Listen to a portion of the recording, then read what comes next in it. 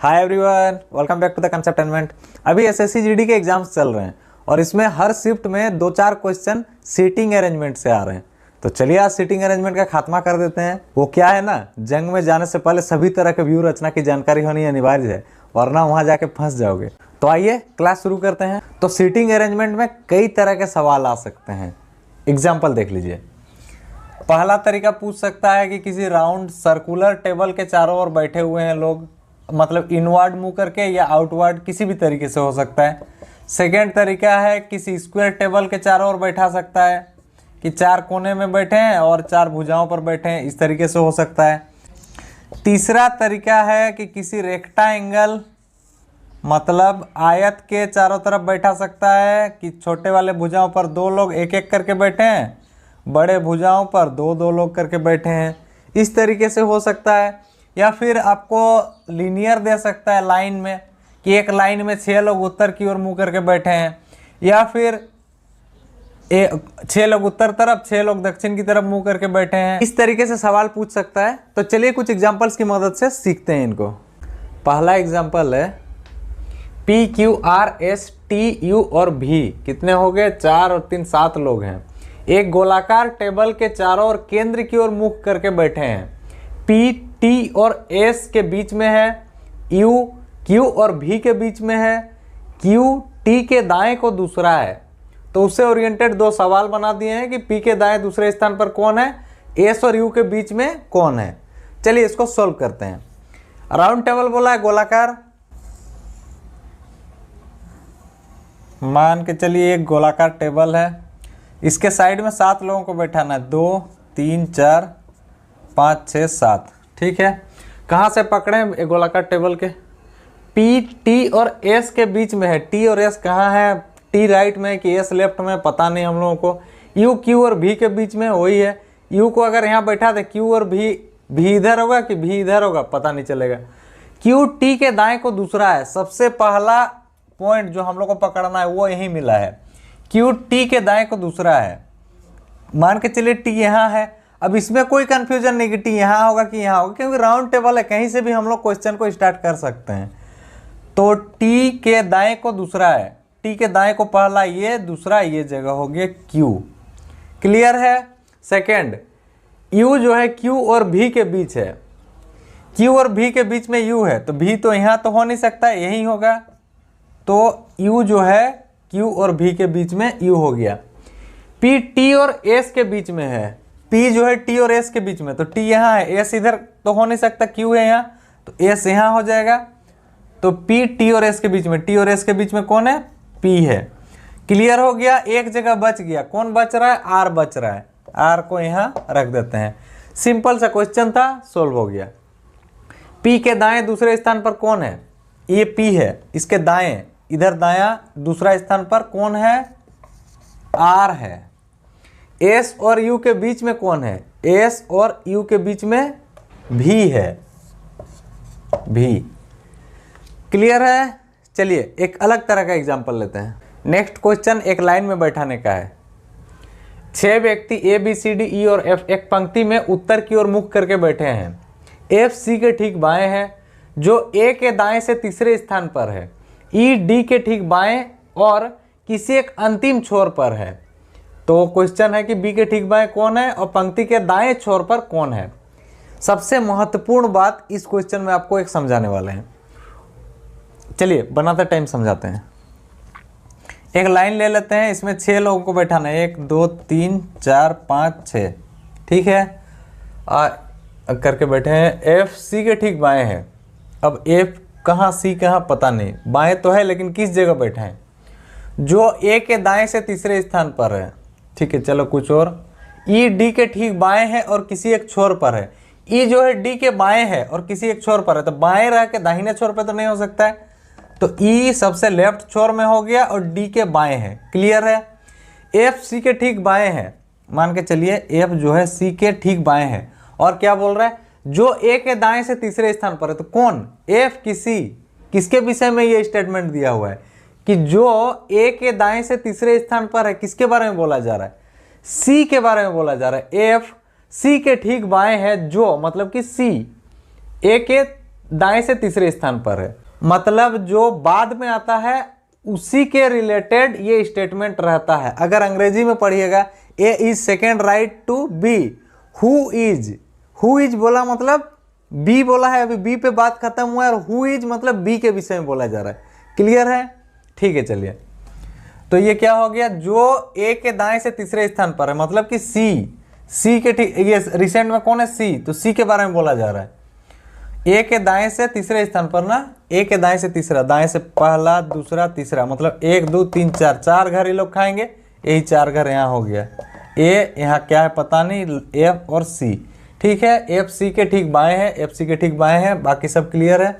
तो फिर क्या बचा, A B C D E F A B, यहाँ बचा है बी।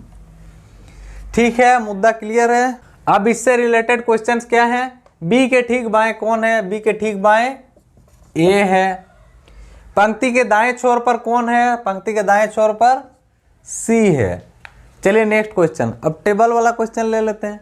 अगला क्वेश्चन है, 8 दोस्त एक वर्गाकार टेबल के 4 कोने तथा 4 भुजाओं पर बैठे हैं।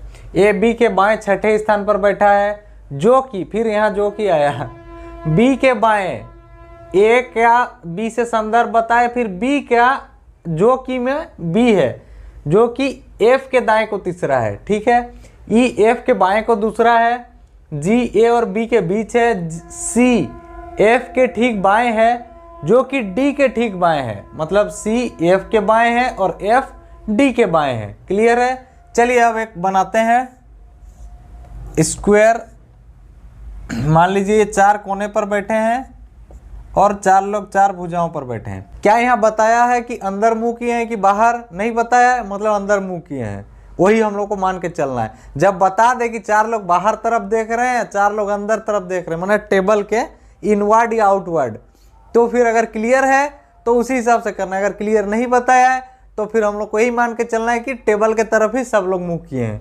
ठीक है, चलिए सब लोग अंदर की ओर मुंह किए हैं।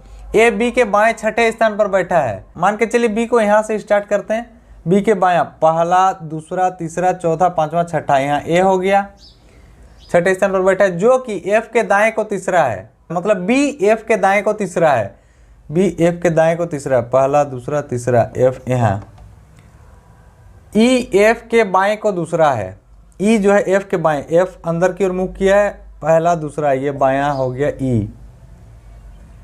जी ए और बी के बीच है, यहाँ हो गया आपका जी।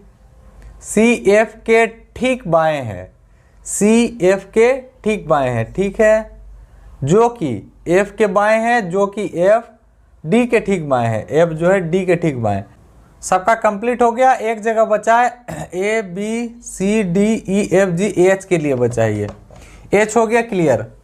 ई के ऑपोजिट कौन है, ई के ऑपोजिट एच है। ए के दाएं चौथे स्थान पर कौन है, ए के दाएं, ए अंदर की ओर मुख किया है, दाएं पहला दूसरा तीसरा चौथा, डी। मामला क्लियर है? ठीक है, एक और क्वेश्चन राउंड टेबल से लिए हैं।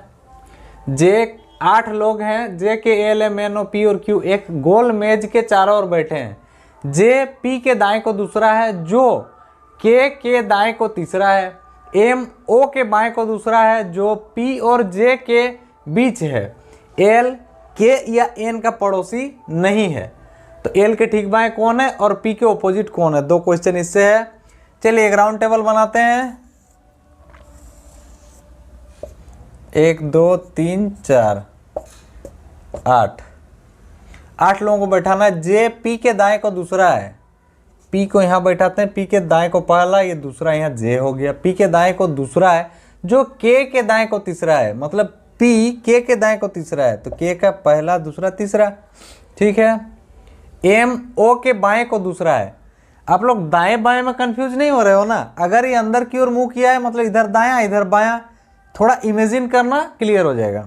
एम ओ के बाएं को दूसरा है, एम ओ के बाएं को दूसरा है, तो एम और ओ किधर है पता नहीं, जो मतलब कि ओ जो पी और जे के बीच है, पी और जे के बीच है ओ, क्लियर हो गया। तो एम ओ के बाएं को दूसरा है, पहला दूसरा, यहाँ एम हो गया, जो पी और जे के बीच है। एल के या एन का पड़ोसी नहीं है, एल जो है के या एन का पड़ोसी नहीं है, मतलब के का पड़ोसी यहाँ यहाँ दो जगह के का पड़ोस हो जा रहा है, इन दोनों जगह पे नहीं है, एल यहाँ है। के या एन का भी पड़ोसी नहीं, मतलब यहाँ हम लोग एन को भी नहीं रख सकते हैं, हम लोग एन को यहाँ रख देते हैं। एक जगह बचा, ये किसके लिए बचा, J K L M N O P Q के लिए बचा। क्लियर हो गया, ये क्वेश्चन भी पूरा हो गया। अब देखिए एल के ठीक बाएं कौन है, एल के अंदर की ओर मुख किया है, इधर दाहिना इधर बायां, जे है, इसका आंसर हो गया जे। पी के ऑपोजिट कौन है, पी के ऑपोजिट कौन है, क्यू है, पी के ऑपोजिट हो गया क्यू। तो आज हम लोग कुछ बिगिनर्स लेवल के क्वेश्चन बनाए, मतलब बच्चा लेवल, शुरुआत जो कर रहा है किड्स लेवल, इसीलिए सिंगल सिंगल फिगर में बन गया। जब प्रो लेवल में बनाएंगे ना 2 फिगर बनेंगे, अल्ट्रा प्रो मैक्स लेजेंड वाला लेवल में बनाएंगे पता नहीं कितने फिगर बनेंगे। नहीं समझे, फिगर बनने का मतलब है कि एक जगह गोल कर दिए तो बन जा रहा, ऐसे नहीं, आपको 2-3 गोला बनाना होता है, इधर भी 8 गो इधर भी 8 गो। एम को एक बार यहाँ रख के देखो, एक बार दूसरे फिगर में एम को यहाँ रख के देखो, ऐसे करके बनाना पड़ता है। वो चौकोर में कोना में कौन है और बीच में कौन है पता नहीं रहता है, बहुत कंफ्यूजन रहता है। वो हार्ड लेवल के क्वेश्चंस आने वाले क्लासेस में करेंगे, अभी एसएससी जीडी के लिए इतना काफ़ी है, इससे ज़्यादा हार्ड लेवल का एसएससी जीडी में नहीं पूछेगा। तो ठीक है, चलिए फिर अगर क्लास पसंद आए तो वीडियो को लाइक कर दीजिएगा, चैनल पर नए हैं तो चैनल को सब्सक्राइब कर लीजिएगा और बेल आइकन को क्लिक करके ऑल वाले ऑप्शन पर दबा दीजिएगा। मिलते हैं फिर नेक्स्ट वीडियो में, तब तक के लिए जय हिंद जय भारत।